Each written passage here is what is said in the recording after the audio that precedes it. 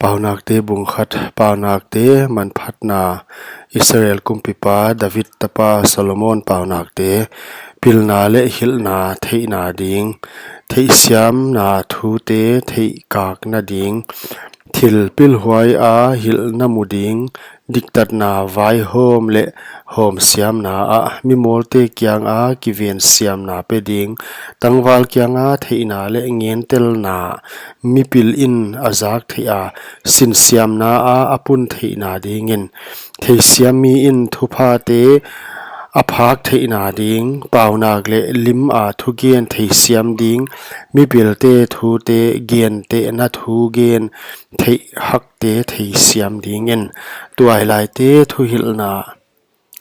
topa ki tak theina ki patna a hi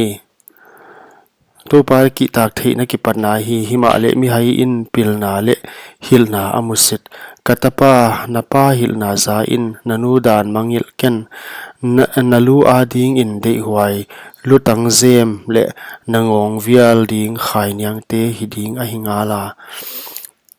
katapa mi khial ten ahon zol wa le pha sakpi ken honzuin sisan ibuk ding wa aziak bein mi hoite agukin itang ding u achi ule siol bangin amaute ahing in inom wal ding wa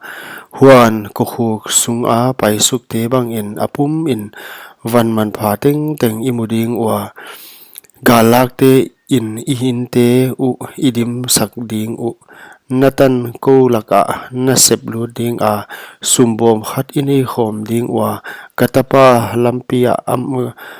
lampia amau to tonken lampi wa kipan na khe kai ki ken gilo hi dingin a he u atai ngala huan sisan swa dingin akino ui vasahim mit muin len ki akipha thon ngala huan hiai ten amau sisan nge atang wa amau hinna nge aguken abuk uhi hujibang tu michi punna a du gol te lampi a hiya huai in ani tu te hinna alak mang sak sekhi pilna akiko kongzinga ngai takin pilna akikowa munlian te a o aswa a mipi om khom na te mun pi pen a akikowa kongpi lu na a khopia athugien athute khopia athute again bangtane ya no mi molten molna na I dingu nui san mi te nui sana amaute akipa ding wa mi haiten theina ahuat ding u kasalna a akihei unla ngai in natungwa kakha kasung boding nakyang wa kathu te kathei sakding hi kasapa nanial ziakun kabante kazaka kwa ma in alim sakeu hima ale kathu pha teng teng banga aloin kahon bangma aloin na koi wa kasal na bang ma in na dei ke u hi ken leng na to asian ni un kahon nui sandia na law na u ahong tun chiang in kahon chiam mi ding hui pi bang a na law na u ahong tun chiang in ping pe bang a na to asian na u ahong tun chiang in lung kham na le da na tung wa ahong tun chiang in huai hun chiang in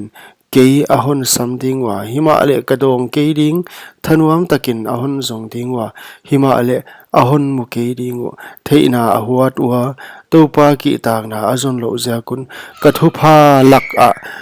bangma ade kiwa kasal na ting ting amusidu hi hoi zakin alampi u ga aniding wa amau thusom te nge in awa ding uhi mi molte nung tol na in amau athat dia mi haite hausak na in amau te ahi mang ding ahi ziakin himale kwa pe ki hon ngai hia pit takin ateng ding wa gilo law na panglo in amwang ding uhi